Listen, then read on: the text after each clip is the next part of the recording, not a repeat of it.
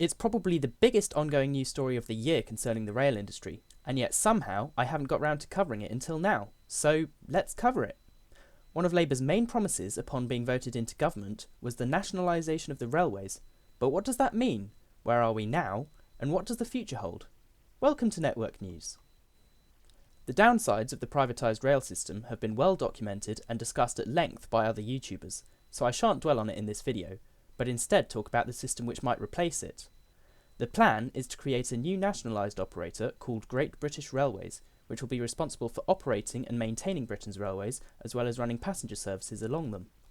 The first significant bit of progress in implementing this new system came on the 28th of November 2024, when the Passenger Railway Services Public Ownership Bill got royal assent. This means that all currently franchised railway operations will be brought under public ownership when their contracts expire, starting with South Western Railway on the 25th of May 2025, followed by C2C on the 20th of July, and Greater Anglia in autumn 2025. But the plans go deeper than just nationalising the passenger operators, which is why, on February 18th 2025, the government launched a consultation document entitled A Railway Fit for Britain's Future, ahead of a second railways bill to set up the structure for the future Great British Railways. The consultation is running until the 15th of April 2025 and provides some really useful insights into the actual plans for the nationalised operator, some of which we knew before, but other parts we're hearing for the first time. So here's what you need to know. As discussed already, Great British Railways will be responsible for operating the currently franchised passenger services across the country, as well as those which have already been nationalised under the operator of last resort, namely LNER, Northern, TransPennine Express and South Eastern. As well as this, it'll also take on Network Rail's current responsibilities regarding upkeep, maintenance and enhancements of the existing rail network. To simplify the takeover process, GBR will be created out of Network Rail Infrastructure Limited and expanded from there. It's hoped that integration of tracks and trains under a single organisation will allow GBR to operate as an overall directing mind, with integrated management and joined-up thinking. Whilst the organisation will be directly accountable to the Secretary of State, it will be operationally independent from the government, with the DfT stepping back from micromanaging day-to-day operations. Instead, the Secretary of State will set out the strategic direction for the railway, with a long-term strategy and a clear set of strategic objectives, allowing the railway the autonomy to determine how to deliver these objectives. Devolved regions will also have the powers to influence how GBR operates within their areas, but we'll discuss the exact details of that later in the video. Similarly to how Network Rail is managed today, GBR will be financed through 5-year funding deals for infrastructure spending, with talks of a similar funding framework for the operational side as well, though the exact details on this are yet to be determined. Both GBR and other passenger operators, which we'll talk about in a minute, will be held accountable by a new passenger watchdog, the name of which is yet to be decided. This watchdog will independently monitor the passenger experience and champion improvements in service performance alongside existing safety regulations from the ORR and accountability measures to the Secretary of State. This new watchdog could be built from the existing transport-focused watchdog, which would be given increased powers. The watchdog would moderate unresolved passenger complaints and disputes, a service currently provided by the Rail Ombudsman, and will be a statutory consultee on GBR and government strategies, business and infrastructure plans, standards and funding settlements, and will influence their development through public campaigns and stakeholder engagements. There's also the possibility that at some point in the future, its scope could be expanded to include buses, coaches and trams. Whilst GBR will be responsible for operating the majority of trains in this country, freight trains and open access operators will remain in private hands as they are today, with the new process seeing GBR controlling access rights. Currently, access rights for prospective operators are granted by the Office of Rail and Road, but under the proposed changes they'd be granted by GBR instead, with the ORR acting as an appeals body to ensure that GBR has acted rationally and fairly, in line with its legal duties, which include an obligation to be non-discriminatory in its assessment of applications. Great British Railways will also be responsible for setting track access charges for these third-party operators. The consultation states that these charges will be linked to GBR's 5-year funding settlements and will be priced fairly to reflect the whole system cost, likely in reference to a letter written from the Transport Secretary, Heidi Alexander, to the Office of Rail and Road, expressing concerns that open access operators currently don't fully cover their costs when accounting for long-term maintenance and central support costs. GBR will also have the power to offer targeted discounts in its track access charges to deliver strategic goals such as the government's ambition to grow the rail freight sector by 75% by 2050. It's worth mentioning that services operated by GBR themselves will not have to pay track access charges, as it would be pointless for them to just be transferring money to themselves. To assist in GBR's decision-making process regarding track access rights, the Secretary of State will be able to issue specific directions and guidance on access to and use of the railway when relevant, such as to emphasise regional priorities or freight markets. Speaking of which, GBR will have a statutory duty to promote freight across its network. This is designed to alleviate concerns that the new system will force freight trains off the network in favour of passenger trains. It's also worth mentioning that existing track access rights for open access and freight operators will be retained for the remainder of their duration. For the few lines which won't be under the control of Great British Railways, such as HS1, track access rights will continue to be granted by the Office of Rail and Road, as is the case today. The other area where private sector companies will continue to have a role in the new system is ROSCOs, or the train leasing companies.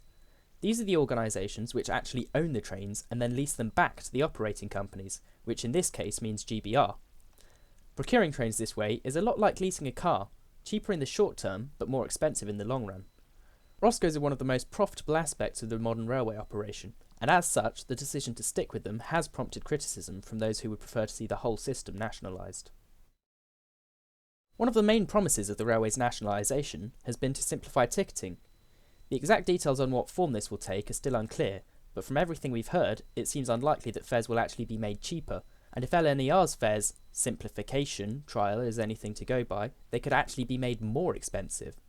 What we do know is that there's likely to be an expansion of pay-as-you-go ticketing within urban environments, such as Greater Manchester and the West Midlands.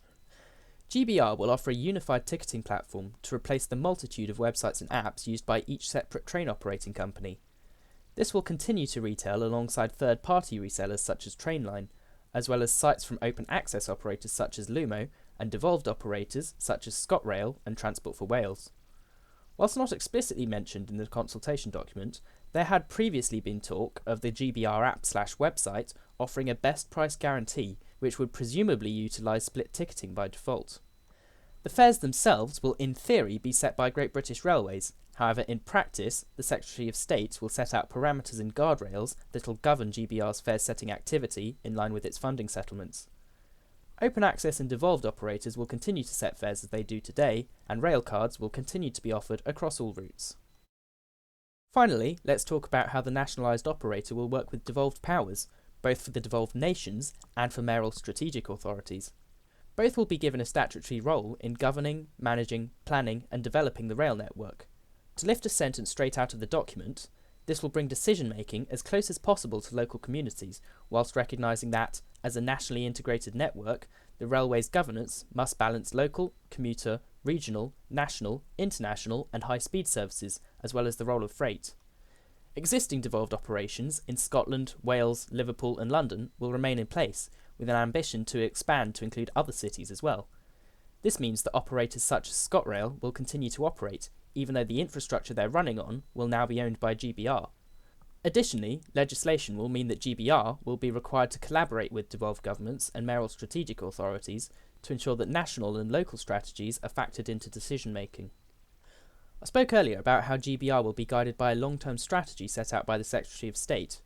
This will include a requirement to consult with Welsh ministers on the strategy. However, in Scotland, the strategy itself will continue to be set by Scottish ministers, as is the case today, and GBR will also take on Network Rail's current responsibilities in Scotland regarding delivery of infrastructure upgrades on behalf of the Scottish Government.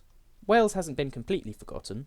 Whilst there are no specific measures identified at the moment, the intention seems to be to legislate in such a way that the relationship between GBR, Transport for Wales and ministers can evolve over time, whatever that means. Within England, it's hoped that cities will be granted the powers to take over their urban rail networks, so that they can be integrated and unified with other transport modes, as is already the case within London. Existing statutory provisions will remain in place so that further devolution can be achieved where requested and then agreed to by the Secretary of State. Future partnerships with mayoral strategic authorities have already seen governance forums established with the West Midlands and Transport for Greater Manchester, with the latter hoping to have integrated local rail services under the B network by 2028.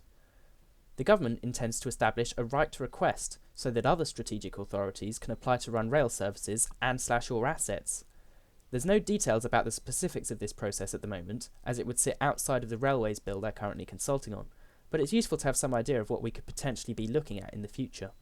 The consultation document states that any arrangements will need to be bespoke to each area due to the varying agreements surrounding devolution, combined with the fact that rail services rarely stay within local government boundaries and would impact on long distance and freight services which they share the line with. I feel like I've spoken about it too many times on this channel, but a classic example of this is with the Castlefield corridor, which, as well as seeing heavy use from local services which are planned to be brought under the B network by 2028, also sees a large amount of intercity trains running through to destinations such as Liverpool, Leeds, Glasgow, Edinburgh, Sheffield and beyond. If the B network had full control over the line, it's possible these important services could be sacrificed in favour of local services, which is why an overall national approach is needed to balance these priorities. Overall, this seems very promising and long overdue. It's no secret that in previous videos I've been quite critical of the government's track record on transport policy, but this is undeniably a good thing that will finally make some sense of our disjointed rail sector. I'm especially excited about the prospect of devolved operators within cities, which, combined with bus franchising, could mean that cities outside London finally get the integrated public transport systems they deserve.